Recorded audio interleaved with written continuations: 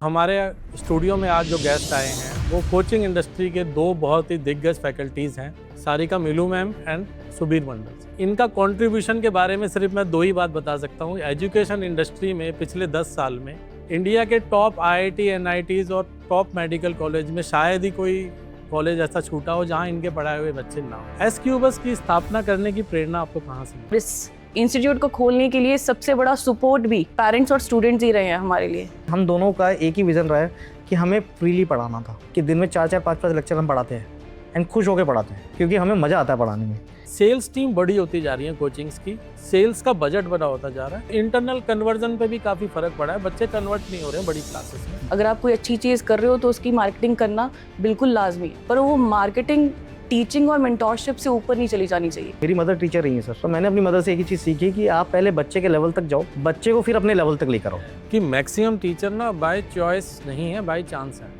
आप सिर्फ टीचिंग को एक जॉब की तरह नहीं ले सकते। Teaching is way beyond your job. NCERT का नीट एस्पिरेंट के लिए क्या इंपॉर्टेंट रोल है? सर एनसीईआरटी को हमारे टाइम पे गीता ही बोलते थे, हम भी गीता ही बोलते हैं। नमस्कार दोस्तों, स्वागत है आपका आउट ऑफ सिलेबस पॉडकास्ट के एक और शानदार एपिसोड में। और आज का हमारा विषय है टेस्ट प्रेप कोचिंग इंडस्ट्री। और हमारे स्टूडियो में आज जो गेस्ट आए हैं वो कोचिंग इंडस्ट्री के दो बहुत ही दिग्गज फैकल्टीज़ हैं, सारिका मिलू मैम एंड सुबीर मंडल। दोनों ही को फाउंडर हैं एक शानदार कोचिंग के जिसका नाम है एसक्यूबस कैरियर प्राइवेट लिमिटेड द्वारका। और इनका कंट्रीब्यूशन के बारे में सिर्फ मैं दो ही बात बता सकता हूँ। एजुकेशन इंडस्ट्री में पिछले 10 साल में इंडिया के टॉप आईआईटी, एनआईटीज़ और टॉप मेडिकल कॉलेज में शायद ही कोई कॉलेज ऐसा छूटा हो जहाँ इनके पढ़ाए हुए बच्चे ना हो। तो स्वागत है सर और मैम आपका। नमस्कार सर। सारिका मैम, सबसे पहले मैं आपसे ही बात करना चाहूँगा। आज के इस इंडस्ट्री में हमने देखा है कि फीमेल फाउंडर बड़े कम हैं, तो आपकी फैकल्टी से फाउंडर तक की जर्नी कैसे स्टार्ट हुई और एसक्यूबस की स्थापना करने की प्रेरणा आपको कहाँ से मिली? नमस्कार सर, नमस्कार India, this side Sarika. Sir मैंने कभी टीचिंग से बाहर सोचा ही नहीं था। हमारा कभी ऐसा सपना ही नहीं था कि बिजनेस या एंटरप्रेन्योरशिप जैसा कोई काम या कदम हम उठाएंगे। क्लास में जाते ही जो मेरा एक हमेशा बच्चों से एक वर्ड रहता है कि this class is meditation for me. मैं इस 1.5 घंटे में जब पढ़ाती हूँ तुम्हें, तो मैं वो सारा मेडिटेशन कर लेती हूँ जो एक मेडिटेशन नॉर्मली लोग बोलते हैं करना। तो पढ़ाते पढ़ाते 8 से 10 साल हम अच्छे इंस्टीट्यूट्स में काम करा है हम दोनों ने। तो इंस्टीट्यूट्स में काम करते करते कभी कभी कुछ चीज़ें बहुत खलती थी एज अ टीचर, जो मैं स्टूडेंट्स के लिए नहीं कर पाती थी या उन पेरेंट्स के लिए जिनको बहुत ज़रूरत थी और हम उनके लिए वो कदम नहीं उठा पाते थे, वो डिसीजंस नहीं दे पाते। सो एक कदम उठाना पड़ा और कदम उठाने के लिए पीछे से एक हैंड बैक होता है जो मेरे पेरेंट्स ने और मेरे फादर ने कभी मुझे रोका नहीं। इसकी फाउंडेशन वहीं से स्टार्ट होती है बचपन से। और जैसी ही मेरे फादर की सोच थी वैसी ही सोच सुबीर सर की भी है।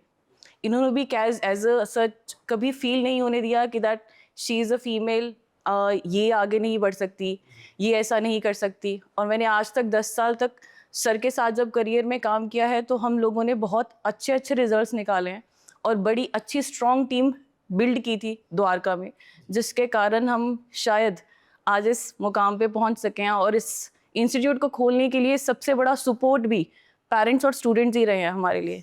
तो मैम, मैं कोई 3 पॉइंट आपसे जानना चाहूँगा कि आज की मॉडर्न कोचिंग में आपको क्या ऐसे गैप्स दिख रहे हैं जिसको एसक्यूबस फुलफिल कर रहा है? सो सबसे पहले तो हम सब बोलते हैं स्टूडेंट फर्स्ट। स्टूडेंट फर्स्ट सबका ही मोटो है। सो आप जानिए कि हमारा जो एसक्यूबस एक सेरेंडिपिटी था। सेरेंडिपिटी मतलब बच्चों को पता है कि ये अचानक से हुआ आविष्कार जो हो जाता है। तो एसक्यूबस में हम बैठे बैठे नाम सोच रहे थे आज से बहुत साल पहले कि इफ़ समहाउ कभी बिजनेस खुला या कुछ कभी कोचिंग खोली, क्योंकि हर टीचर का होता है कि मैं अपना करूँगा। तो हम एस तो वी आर लाइक हम दोनों एस से थे, बट वो स्क्वायर मुझे थोड़ा सा आउट ऑफ द बॉक्स लग रहा था। सो लैटिन वर्ड है क्यूबस, बायोलॉजी की मैं टीचर हूँ, क्यूब होता है वो। तो उसमें से तीसरा एस क्या कर सकते हैं, तीसरा एस था सर स्टूडेंट। तो उस स्टूडेंट का डिवोशन और टीचर का discipline, that all give better result और बेस्ट रिजल्ट्स एवर।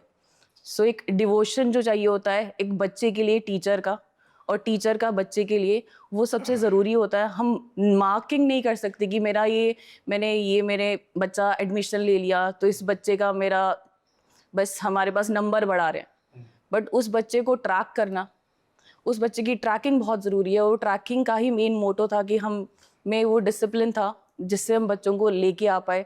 जैसे कि आपने ही बताया, हम द्वारका से पिछले 12 साल से जुड़े हुए हैं। बिल्कुल। हमने जनरेशन ऑफ स्टूडेंट्स पढ़ाया है, मतलब फैमिलीज की जनरेशन्स पढ़ा दी हैं। मीन्स अगर कोई बच्ची अभी एमडी कर रही है तो उसकी छोटी बहन भी मुझसे पढ़ के जा चुकी है। मतलब एक टीचर के पास एक फैमिली दोबारा आ रही है और अपने रिलेटिव्स को और फ्रेंड्स को भी सजेस्ट कर रही है। सर, ये इससे बड़ा आई थिंक कोई हमारे लिए प्राउड कह सकती हूँ, हमारी इससे बड़ी ब्लेसिंग हमारे लिए कोई नहीं है। क्योंकि एजुकेशन इंडस्ट्री में हमने देखा है कि अगर कोई सेल्स टीम का बंदा किसी को कन्विंस करता है और कोई पेरेंट को बोलता है, तो वो सबसे ज़्यादा पेरेंट ही effective. They are the brand ambassadors हमें मतलब सब अभी बड़ी बड़ी कोचिंग्स जैसे बाकी सारे ब्रांड्स हैं उनकी तरह ही सारे काम कर रहे हैं कि मैंने एक बहुत बड़े क्रिकेटर को बुला लिया या मैंने बहुत बड़े एक्टर को बुला लिया।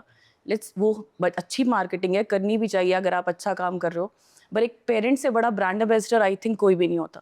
क्योंकि बड़ी बड़ी कोचिंग में उन्होंने देखा है कि कहीं ना कहीं बहुत सारे ऐसे प्रोटोकॉल होते हैं। एज ए टीचर आप कुछ उनको देना चाहते हैं, but due to those protocols आप उनको दे नहीं पाते। आपको दिख भी रहा होता है कि यार इसको ये चीज़ मिल जाती है, ये हो जाता तो इसके लिए अच्छा हो जाता। तो मेरा अगला क्वेश्चन ये है कि अब जैसे आपने फैकल्टी भी, अब एज ए फाउंडर आपको सेल्स पॉइंट ऑफ व्यू से भी सोचना पड़ता होगा, क्योंकि इसमें पूरा सर्किल हमें लेके चलना पड़ता है। तो पिछले 5-6 साल से हम ये ट्रेंड देख रहे हैं कि सेल्स टीम बड़ी होती जा रही है कोचिंग्स की, सेल्स का बजट बड़ा होता जा रहा है। साथ में ही अगर हम पैरेलल देखें तो इंटरनल कन्वर्जन पे भी काफ़ी फर्क पड़ा है, बच्चे कन्वर्ट नहीं हो रहे हैं बड़ी क्लासेस में, और पेरेंट सेटिस्फेक्शन भी कम होता जा रहा है। तो एज ए फाउंडर आप इस चीज़ को कैसे देख रहे हैं, इस चेंज को आप कैसे देख रहे हैं? एज ए फाउंडर मैं बोलूँगी सेल्स और मार्केटिंग ये भी मतलब बैठ के ही अपने बुजुर्गों से ही पता लगता है कि जब अगर आप कोई काम अच्छा कर रहे हो तो उस चीज़ का बखान करना कोई बुरी बात नहीं है। लोग बिना काम किए उसका बखान करते हैं। अगर आप कोई अच्छी चीज़ कर रहे हो तो उसकी मार्केटिंग करना बिल्कुल लाजमी है, पर वो मार्केटिंग टीचिंग और मेंटोरशिप से ऊपर नहीं चली जानी चाहिए। जिस दिन वो मेंटोरशिप से ऊपर चलेगी, मार्केटिंग का काम है अट्रैक्ट करना। आप अट्रैक्ट कर रहे हो पेरेंट्स को, बहुत अच्छी बात है, बट आज का पेरेंट पुराना पेरेंट नहीं है, वो अवेयर है। वो आपका टीचर देखेगा, वो माहौल देखा, डिसिप्लिन देखेगा, वो ये देखेगा कि मेरे बच्चे में यहाँ आने के बाद कुछ इम्प्रूवमेंट है कि नहीं। अगर उसको लगता है, अगर उसको ट्रस्ट आ गया है तो सर वो सेम वही सबसे बड़ी मार्केटिंग हो जाती है। हम बता नहीं सकते, लास्ट 4 to 5 मंथ्स में हमारे पास कुछ ऐसे पेरेंट्स भी हैं जिन्होंने 20 एडमिशन्स करवाएं जस्ट बिकॉज उनके बच्चे हमारे पास पढ़ते हैं या उनके बच्चे हमारे पास से पढ़ के जा चुके हैं। ये मैम बहुत ऑर्गेनिक मार्केटिंग है इसमें, बहुत बढ़िया है सर। ये क्योंकि इसका क्या होता है कि इसमें एक ट्रस्ट दूसरे को ट्रस्ट ट्रांसफर ही हो रहा है, और वो ट्रस्ट ही सबसे लंबा चलता है। तो सुबीर सर, मेरा अगला क्वेश्चन आपसे है कि आजकल कोचिंग्स में ना 6th क्लास 8th क्लास से एनरोलमेंट होने स्टार्ट हो जाते हैं, जिनको हम फाउंडेशन बोलते हैं। तो क्या सच में उन बच्चों को इस प्रोफेशनल कोचिंग की ज़रूरत है, या एक सोशल ट्रेंड बन गया है? सर, सबसे पहले तो मैं ये बोलना चाहूँगा कि मतलब जैसे फाउंडेशन की अगर बात की जाए तो उसका नाम फाउंडेशन रखा गया है इसलिए ताकि बच्चों को कॉन्सेप्ट क्लैरिटी मिले। बट इवेंचुअली सर होता क्या है ना कि मैं आपको एक प्रैक्टिकल बात बताता हूँ कि मतलब नेशनल ब्रांड्स पे काम करने के बावजूद मतलब मैंने तो वहाँ पे बहुत अच्छी पोजीशन पे भी काम किया है, एंड आप लोगों के साथ भी काम किया, पहले हम एक ही टीम में भी थे।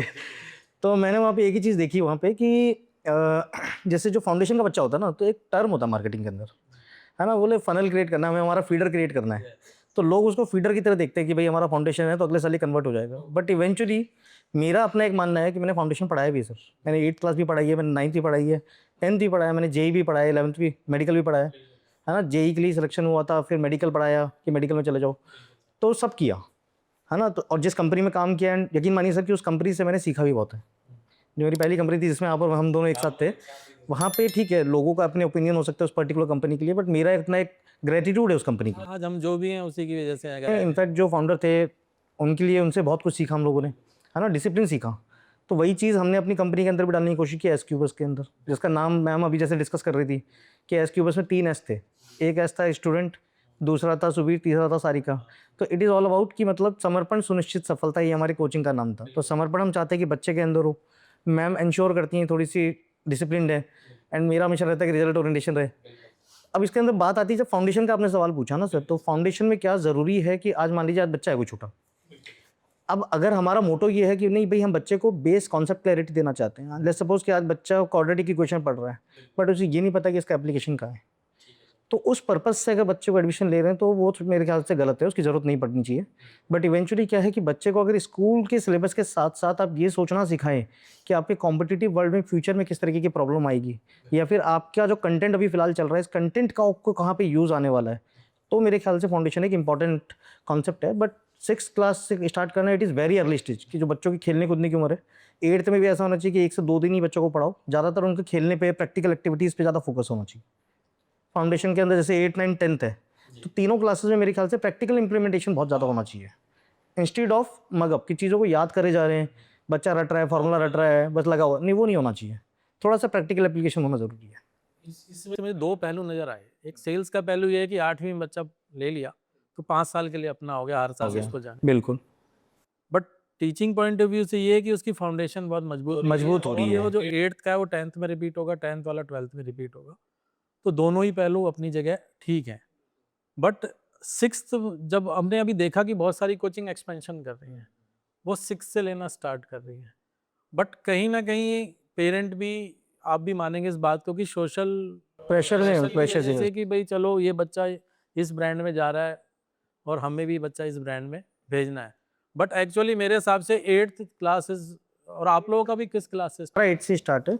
8 से भी ऐसा है कि हम 8 को सिर्फ सैटरडे संडेज में बुलाते हैं, वीकेंड्स पे रखते हैं 2 दिन, ताकि बच्चे को बाकी एक्टिविटीज़ के लिए भी।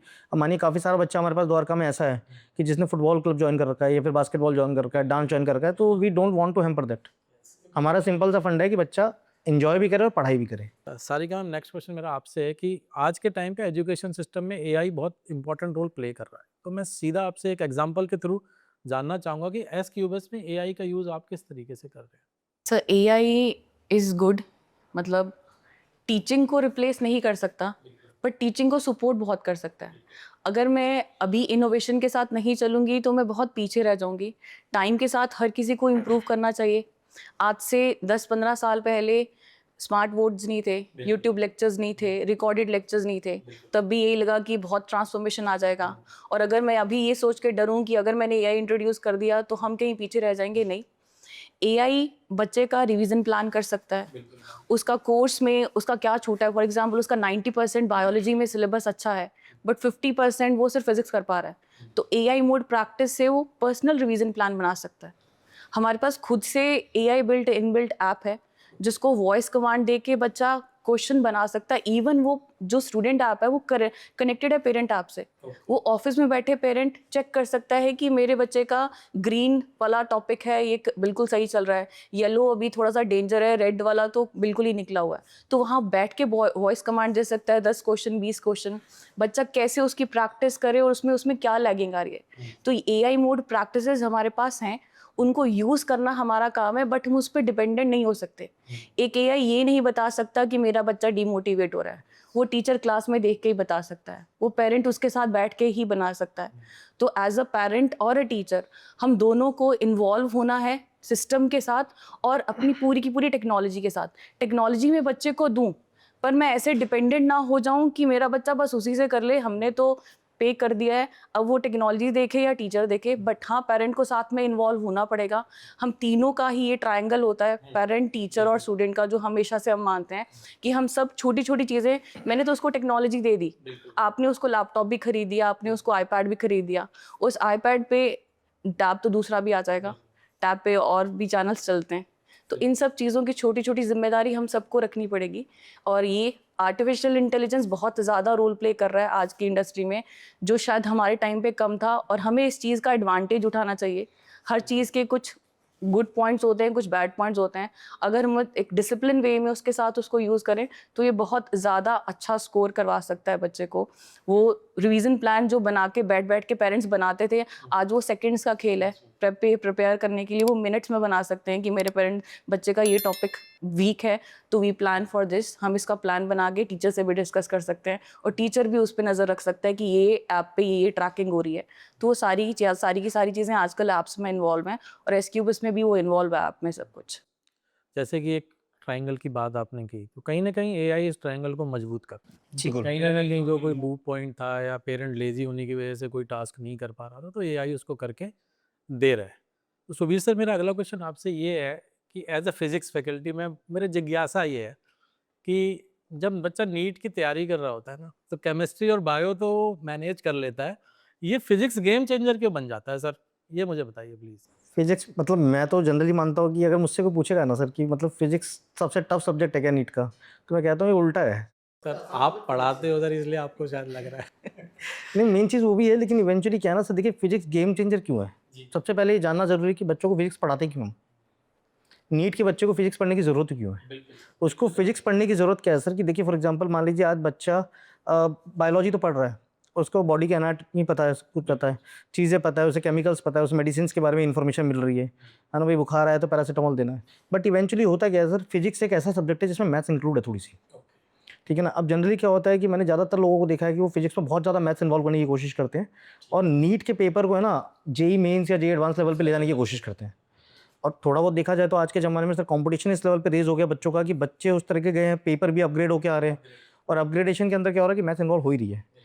बट कहीं ना कहीं इस चीज़ को समझना बहुत ज़रूरी है कि फिजिक्स इसलिए पढ़ाई जाती है ताकि बच्चा है ना, एक है ना जनरली सवाल होता है कि जैसे मान लीजिए आप गाड़ी चला रहे हैं, आप कार चलाते वक्त आपको सडन दिख रहा है कि आपको राइट जाना है, आपको अपने गूगल मैप पे भी देखना है, राइट लेफ्ट मिरर में भी देखना है, तो ये तभी हो सकता है जब आपका प्रेजेंस ऑफ माइंड चल रहा है, आपका आईक्यू अच्छा है, आपकी चीज़ें दिख रही हैं आपको, आप सडन स्विच कर सकते हैं नई नई प्रॉब्लम्स पे। तो फिजिक्स में भी क्या होता है कि मल्टीपल कॉन्सेप्ट्स आते हैं, क्वेश्चंस आ रहे हैं। अब जैसे मैं काइनेमेटिक्स की बात करूँ तो काइनेमेटिक्स में आप फ्रिक्शन भी इन्वॉल्व कर देंगे, लॉज ऑफ मोशन को लेकर रोटेशन भी डाल देंगे, कार चल रही है, टायर घूम रहा है, फ्रिक्शन लग रही है, वो बेंड भी हो गया। तो मल्टीपल कॉन्सेप्ट जब बच्चा एनकाउंटर करता है ना, तो कहीं ना कहीं उसका ब्रेन इस चीज़ को अडेप्ट करना स्टार्ट करता है कि यस, अगर मेरे पास में फ्यूचर में मैं डॉक्टर बन गया, उसके बाद में मेरे पास कोई प्रॉब्लम आ गई जो मेरे पास में नहीं आ रही है, नई तरीके की प्रॉब्लम, जैसे अभी हम सब कोविड से गुजरे हैं सर, कोविड के अंदर जितने भी बेहतरीन डॉक्टर्स थे उन लोगों का बहुत बड़ा पार्टिसिपेशन रहा, रिसर्चर्स थे उनका पार्टिसिपेशन रहा कि उन्होंने उस वायरस का तोड़ निकाला, जिन्होंने कोर स्टडी करके आए थे। और स्टडी की थी। अब उनका ब्रेन इस चीज़ के लिए अडेप्टिव था कि भाई अगर मेरे पास में आज कोई नई तरह की बीमारी आएगी, सॉल्यूशन उनको नहीं पता इसका क्या है, लेकिन वो उस प्रॉब्लम को आइडेंटिफाई कर पा रहे हैं। अब प्रॉब्लम को आइडेंटिफाई कर पा रहे हैं, उसके साथ में वो नई नई चीज़ें मिला के देख रहे हैं कि भाई इसका सॉल्यूशन क्या बन सकता है, इस वायरस का क्या एंटीवायरस बन सकता है। तो ये चीज़ें कहाँ से आई, क्योंकि उनका ब्रेन उस लेवल पे था, अडेप्टिव था, कि उनको नई नई प्रॉब्लम्स समझ में आती हैं। तो फिजिक्स एक बेहतरीन रोल प्ले करता है बच्चे के ब्रेन डेवलपमेंट के अंदर। तो मैं सर आपसे ना एक गुरु मंत्र चाहूँगा अपने दर्शकों के लिए, क्योंकि हमारे पास ज़्यादातर नीट एस्पिरेंट ही है जो हमारे दर्शक हैं। तो अगर कोई बच्चा 11th में स्टार्ट करना चाह रहा है कोचिंग, तो फिजिक्स को लेके उसका फोबिया कैसे निकल सकता है? आप सर हमारे दर्शकों को प्लीज़ कुछ बताइए।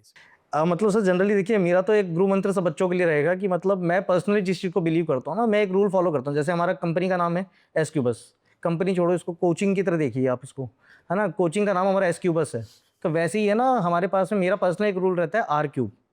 आर क्यूब से जनरली बायो में यूज़ किया जाता है ना, लेकिन मैं पर्सनली आर क्यूब को कैसे यूज़ करता हूँ कि revise, retain and result.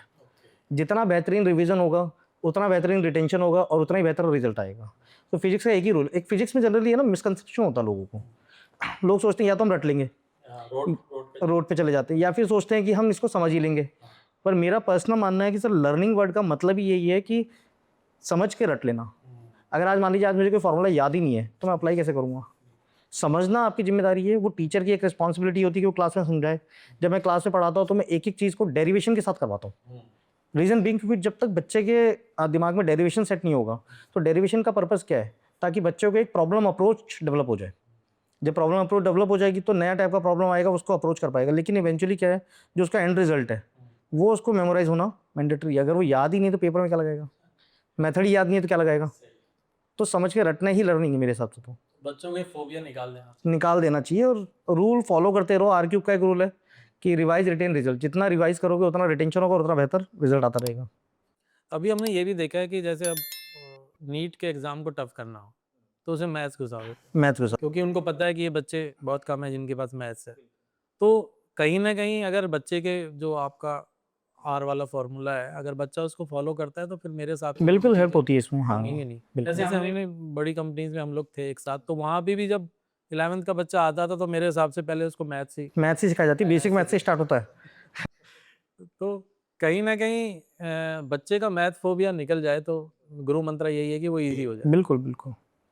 Ma'am मेरा आपसे क्वेश्चन ये है कि आज के टाइम पे बेसिकली अभी जो ये नीट का पूरा पेपर लीक वाला प्रकरण हुआ, तो बच्चों के साथ तो आप बहुत क्लोजली जुड़े हुए हो और आप पिछली कंपनीज में भी क्लोजली जुड़े हुए थे। तो एक बच्चे की साइकोलॉजी पर इसका क्या असर पड़ता है कि उसे फिर 1 महीने बाद दोबारा टेस्ट देना है? तो मैम प्लीज़ आप हमें, हमारे दर्शकों को ये बताएं। पहली बात तो इतने बड़े लेवल का एग्ज़ाम और इतना रेपिटेड एग्ज़ाम लीक होना ही नहीं चाहिए। तो मेरी भी गवर्नमेंट को बिल्कुल रिक्वेस्ट है, हम सब पेरेंट्स की, हम सब टीचर्स की, इन सब चीज़ों के लिए हमें ऑलवेज स्ट्रिक्ट एक्शंस लेने चाहिए। बिकॉज वो बच्चा जो बहुत अच्छा स्कोर करके आया था, जो पिछले 2 साल से, या आप कह सकते हो जब भी आपने नाम लिया था कि 8वीं से पढ़ रहा है, तो पिछले 5 साल से कर रहा है। किसी पेरेंट का बचपन से सपना था, बच्चे का सपना था कि उसको डॉक्टर बनना है, और वो बिल्कुल अपने पॉइंट पे आके उसने बहुत अच्छा परफॉर्म किया। And in a while after 7 days you said कि पेपर लीक हो गया। सो वो बच्चा सच में टूट जाता है, बच्चा भी टूट जाता है, पेरेंट भी टूट जाता है।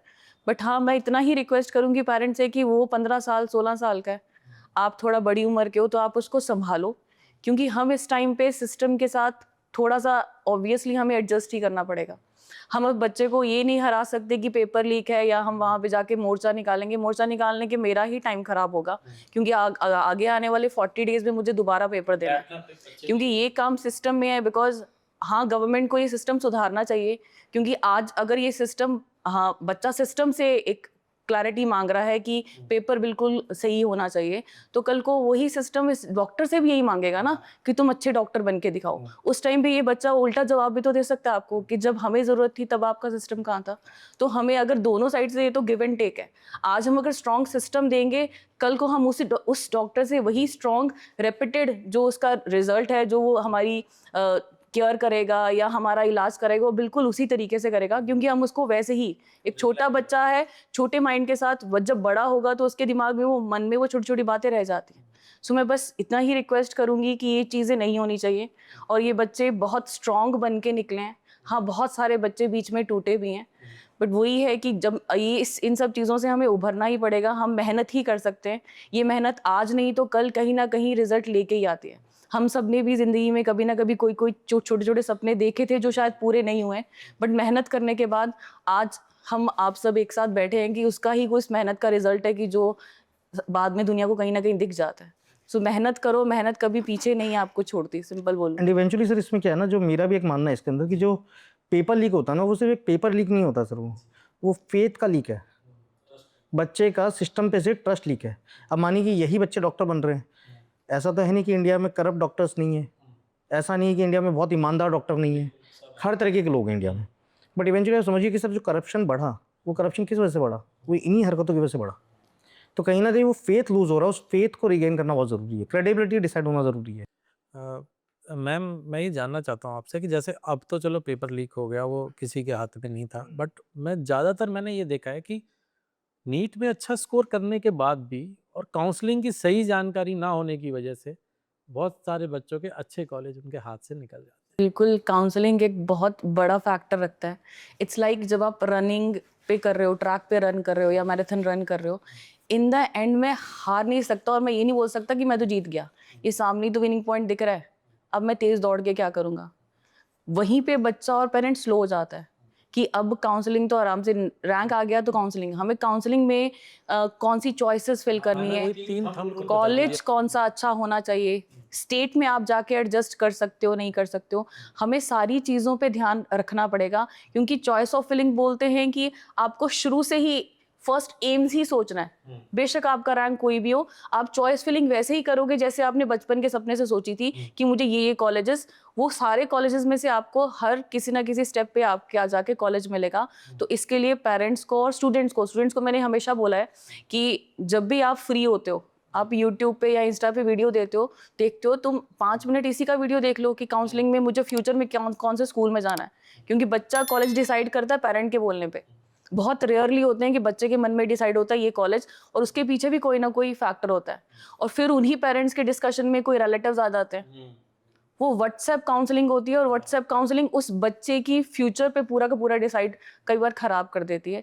तो हमें काउंसलिंग के लिए अवेयर रहना चाहिए। अभी तो हमारे पास इतना सोर्स है कि हम हर सोर्स से थोड़ा थोड़ा थोड़ा थोड़ा 10-10 मिनट भी सीखेंगे तो हमें पता लग जाएगा कि काउंसलिंग के ये प्रोज होते हैं, ये कॉन्स होते हैं, तो हमें ये नहीं करने हैं। हमें चॉइस फिलिंग अच्छे से करनी है। हमें फ्यूचर में जाके लाइक IITians जा रहे हैं या कोई इंजीनियरिंग के ब्रांचेस में जा रहे हैं, तो मेरे लिए ब्रांचेस कौन सी अच्छी हैं, फ्यूचर में जाके मुझे यहाँ पे इंटर्नशिप मिलेगी या नहीं मिलेगी।